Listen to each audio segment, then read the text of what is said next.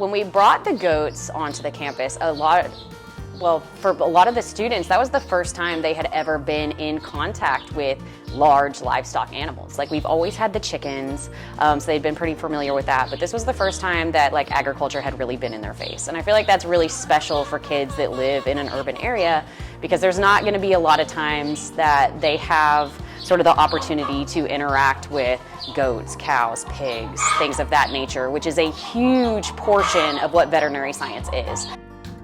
The GOAT program really started through a collaboration with a nonprofit called GROW Enrichment. And so when Ginger Rose from GROW reached out saying that they needed a home for 12 fainting goats and that they were willing to partner with us in order to make this happen, of course we jumped on it immediately.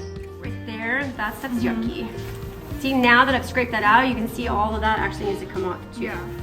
I think there's something so empowering about working with animals and taking care of them, and that sort of responsibility that the students have to have when they're in this pathway. It can really take a kid that is kind of sheltered or soft-spoken and turn them into somebody who feels really confident in themselves because they know that they can do hard things. It has brought me so much joy. I love this class so much. It's my favorite part of the day. I cannot wait to come to this class. I have so much fun.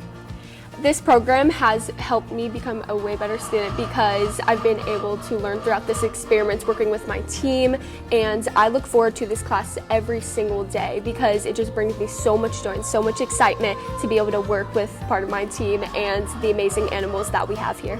Yeah, it changed a lot. It changed my confidence, definitely, because I used to be like in my shell and I wouldn't really talk to people, but as soon as I got in here and like started with the goats, I would come out of my comfort zone a lot and I would speak to people. I would do things without, like, if Cha Cha asked me to do something that was out of my comfort zone before, I'd be like, oh no, I can't. And now I'm like, oh yeah, I'll go do it. Oh, big huddle. Hello.